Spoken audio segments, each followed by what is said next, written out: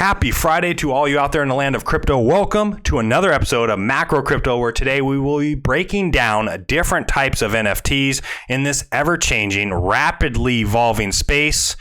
What is around the corner? What innovation do we have for the future? Nobody knows.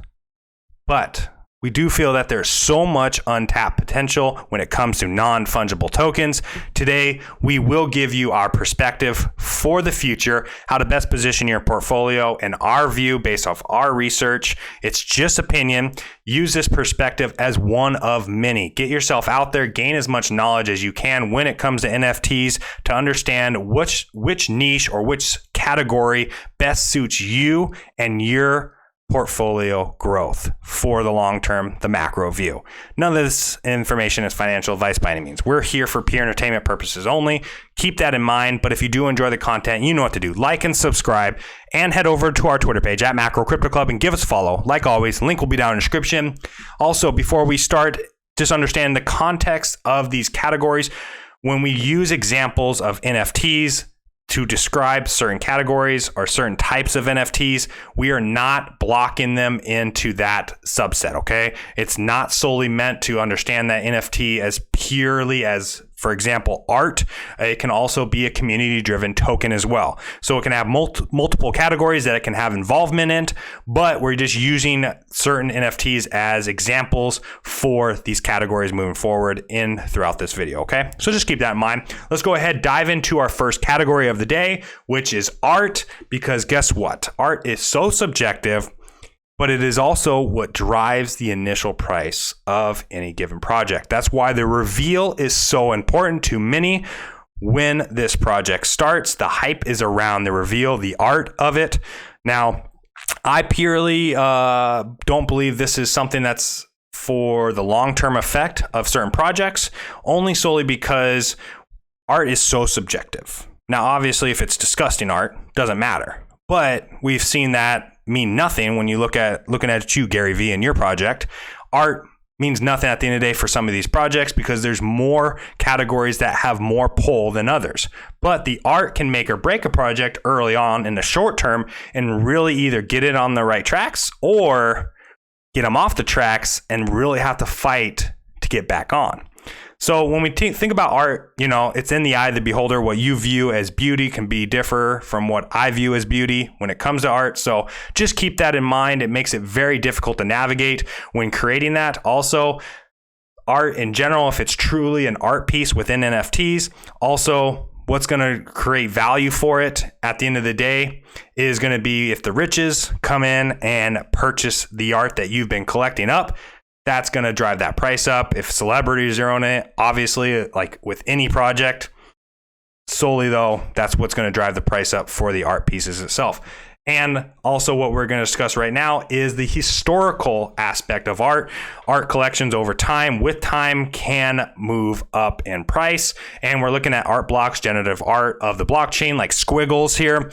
Basically, you can understand that this piece could increase in price over time because it has historical value, as well as curio cards, talking about the first art NFTs on the Ethereum blockchain. Not the most appealing art, but they're going to have historical value with time. Also discussing Tron Wars. This might not be visually appealing to some, but I think for generations, it's going to be quite different. And I think this is something that's so appealing to the younger generation. Tron Wars art is beautiful, in my opinion, and to opinion of a lot of individuals. But what's significant about Tron Wars is it's going to separate itself not just with the art side of things, but with the designer studio that might be in the works. And we'll be going into why that's important later in this video. But from an aspect of art, Tron Wars is an art piece, and it's beautiful art, by the way, for Web3. Now let's go ahead, dive into category number 2, collections. Got to think of this as fads. There's potential that huge collections will make massive waves into the future. You think Pokemon cards in this regard, trading cards within sports cards, the sport card world, I should say. But also then think about fads such as Beanie Babies. Huge collection goes and dies by the wayside. So just keep that in mind when thinking about collections, or if that's going to be your niche, understanding which collections are going to ultimately create the most value for you at the end of the day are the ones that are obviously the most demanded. And some of the collections that are going to be popping up is NBA Top Shot. I know So Rare out there in the soccer or for most of the football world, but also NFL is going to be coming out with one. These are basically videos. They're separate from what you have a physical card with. They're videos of a certain moment within time, and you hold that. Obviously, the more or the less amount of these specific videos within the space there are, the more valuable they are, just like anything else. There's only 25 of them compared to 50,000 videos of ownership or unique ownership. Also, talking about collections, CryptoKitties. This is kind of, is it a game? Is it a collection? I'm putting it in a collection stage because CryptoKitties you can use two to breed one and have that endlessly happen. But I think it's just a collection. The more you collect, obviously, the more you have in value. But what's also very similar to the art pieces, the older collection or generation 0 is always going to be more valuable than the generations following down the line. So just keep that in regard when you're thinking about collections. Very similar to like Zed Run. Those generation 0 horses go for a lot more than the subsequent horses within that NFT collection. So also what NFTs are going to become, in my opinion, are very exclusive tickets, alpha passes, mint passes, however you want to view tickets, or basically ownership into a class, but more specifically talking about tickets to like event tickets. Concerts, sporting events. You can own a season pass with an NFT and you use that as your purchase into games. They can use that as a PO-op potentially as well as participation where they showed up, they scanned it, you utilized it.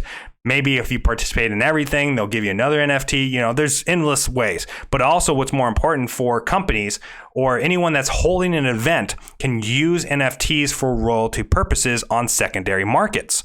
Because when they sell, typically right now, if I go to the box office and buy a ticket, I can resell that ticket to, a friend. And maybe I bought it for $400 and now it's like an exclusive event. Everybody wants to get in now. I can sell it for $2,000. Well, I sell it to my friend for $2,000. I make the profit. They make nothing unless I use the secondary market that's specific to them, which they obviously try to do. But this will alleviate all of that because if it's an NFT, they can put it in there that they get a 5% royalty on all sales. So that's going to help those events on those box offices moving forward. But also, there's alpha passes, alpha tickets out there where you want to get into an event such as the Snoop Dogg Early Access Pass or the Private Party Pass within the metaverse itself. But this is also going to be applications into real life as well, in my opinion. Not a whole lot of value of holding and collecting these. These will also potentially be collector items if you hold like a Super Bowl ticket, for instance, as an NFT. It'll just become a collector's item at the end of the day once it's done being utilized as a access into an event. Now, we also look at this type of space as well as entertainment. Think about entertainment through the music and video industry and movies in general or TV shows. First and foremost, we're looking at Royal.io. This is invest in artists, own your favorite music, gain royalties through certain music drops. Utilizing like Ultra Black or Rare by Nas, you can own a piece of that and gain royalties through 3 different classes, I believe. If you hold the most rare NFT for Ultra Black, you obviously get more royalties for that music. There's also going to be this movie Antara that's supposedly going to be built entirely through the sales of NFTs. So basically using NFTs to bootstrap a movie, I should say, and then using the movie's royalties and sending it out to the holders of that NFT. So these are some unique ways that NFTs changing up for artists and movie producers around the world, giving power both to the user, but mainly the artists and producers within the space. But let's go ahead, dive into another category, the largest category currently within the space. Everyone's trying to get their hands on it, of course, and that's through games, whether that's play to earn or play to kill or however you want to phrase it these days. Gaming will be massive within the blockchain. All right. There's going to be so much involvement, so many people trying to get a piece of the pie. Which ones succeed at the end of the day? Your guess is as good as mine. I have plays in this. Obviously, you've seen some of the videos. We'll discuss those. But this, when you get a project such as Axie Infinity jumping into the top 25 of crypto, you have to take notice that this is just the beginning. Axie Infinity as a play to earn game really opened the door for so many other projects. Does Axie Infinity last with time? Does it stand the test of time? I don't know. But this is one example that games in itself are a huge niche that everybody is trying to get their hands on.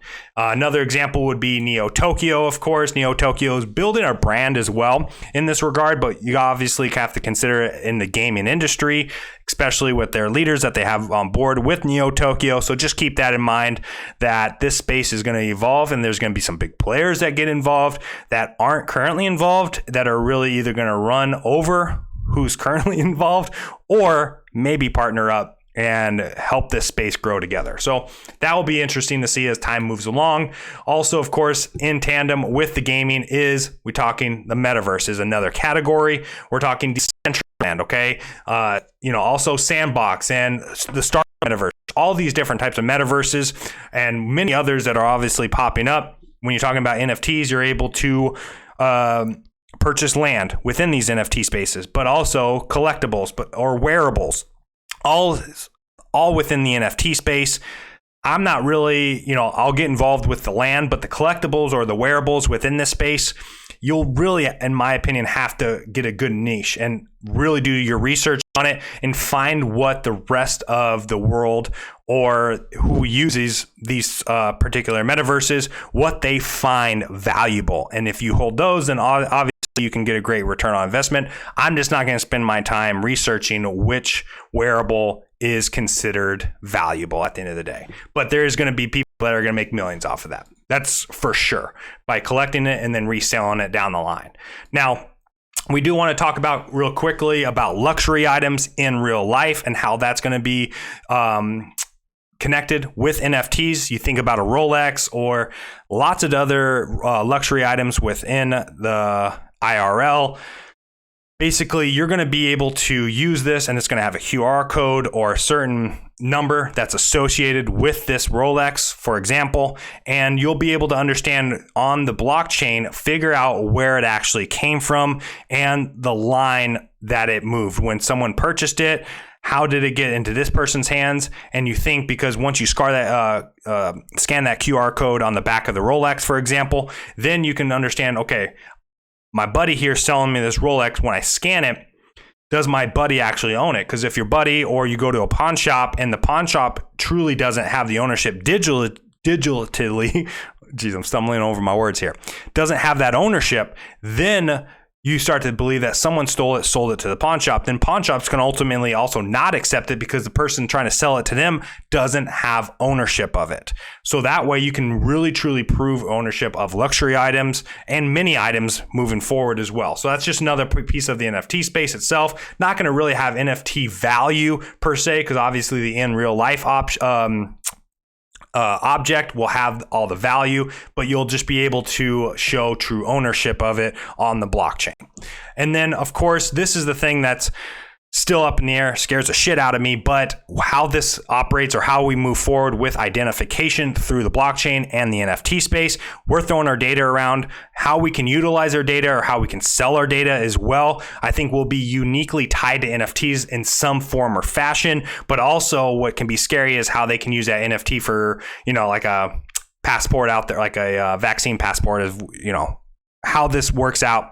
Or how you view that, your opinion might be different than mine, but this can be both very useful in data purposes, but also very scary as well. But I do believe that NFTs are going to have a huge play in the footprint of our identity moving forward within the blockchain. Also, diving into quickly the Ethereum name service, the ENS domain name. This kind of ties into the identity, because you're going to be able to create a brand behind you and your wallet address as well, uniquely tied to you. So that's always something that's very positive, very similar like you do a .com.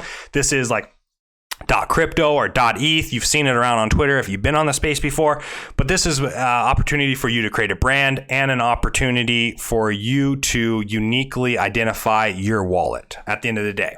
Now, this is how we view the most successful projects moving forward is through community-based tokens, or the idea of community. Communities drive ultimately in the long-term success of a project. Yes, celebrities or famous individuals out there, or people with that cash come in. Obviously, everyone wants to be part of that. We've seen that with Bored Apes and many of the projects.